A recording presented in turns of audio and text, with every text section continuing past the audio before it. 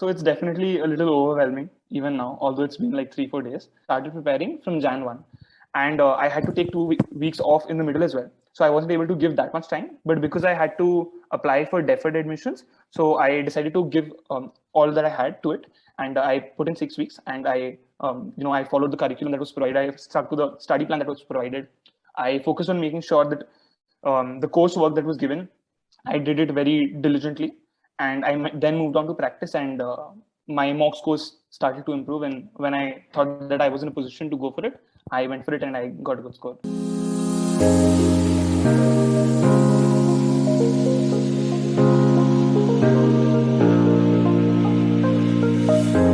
Thank you, sir. First of all, it is all because of the course that I did it with you. If I start off with my journey, I'll just give a little background about myself. I have 10 years of experience, wanted to go for my PhD, married, 33 years old. So you can understand the level of challenges when you have to learn and unlearn. Right. So that was one of the biggest barrier that I had. And I was working with a startup. So I had almost a 12 hours job on an average. Uh-huh. And then when I joined your course, I was contracted with COVID. So I had 2 weeks of COVID also. So whatever could go wrong has gone wrong. It seems. That's true. Yeah. Both. Oh, okay.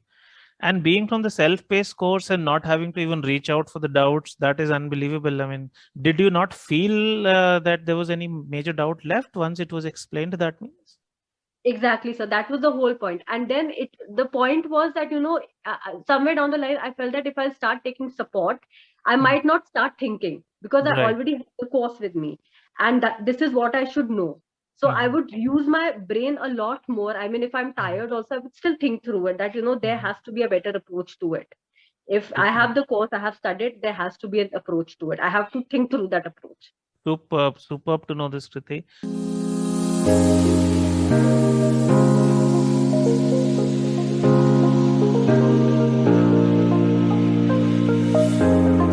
So starting with the quant section, I didn't find anything unusual per se.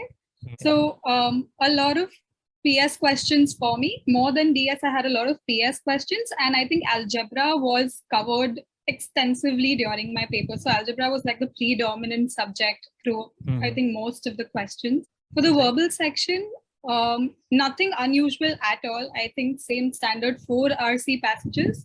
2 of them were quite small.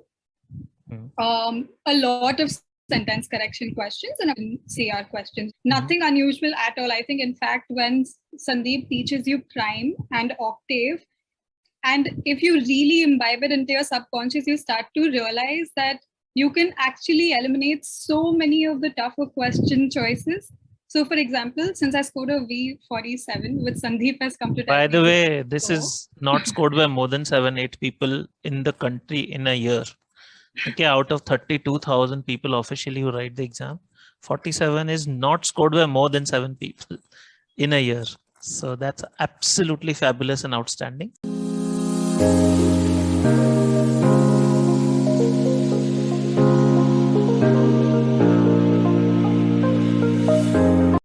It feels amazing right now.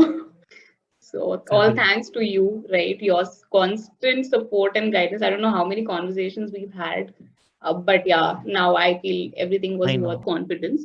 But I think I was taking a bit more time, right? When I tried to solve myself, it was probably 10 minutes or 12 minutes in the initial days. And that was sort of bringing my entire confidence down, as though I'm getting the answers correct, maybe with say 70-80% accuracy, the time I was taking even for that was very difficult. So then I think we had those RC marathon sessions, right? And that was very helpful, to be frank. In fact, I probably checked that twice or thrice.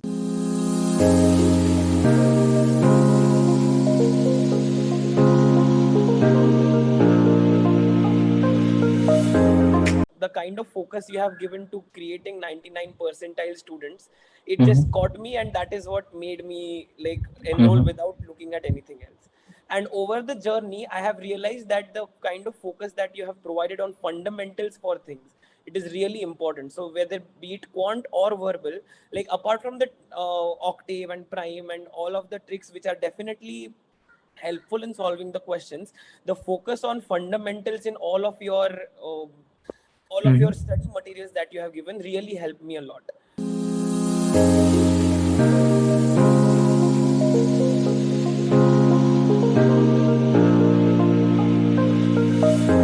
Like a one-minute summary of my entire journey would be a few weeks ago when I started this prep.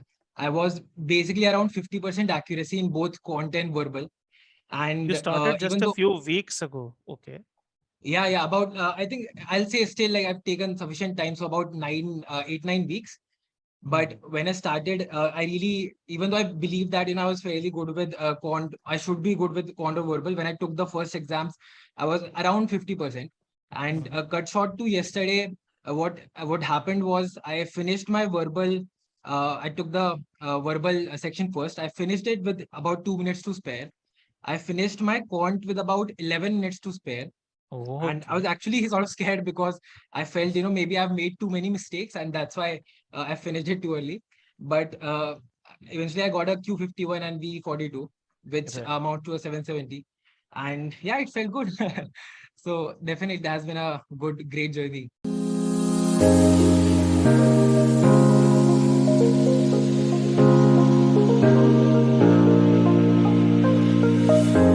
I had problems in sentence correction always. Like most of the Indian students have problems in sentence correction, I feel, and I was no exception. I also had problems in sentence correction. But I remember you told me, you told in the self-paced courses that if you don't focus on RC, and if even one RC you did not understand, then the whole GMAT exam goes for a toss. So I started with RC, and your like octave was brilliant, especially the primary purpose thing. Like I was able to master it at that time.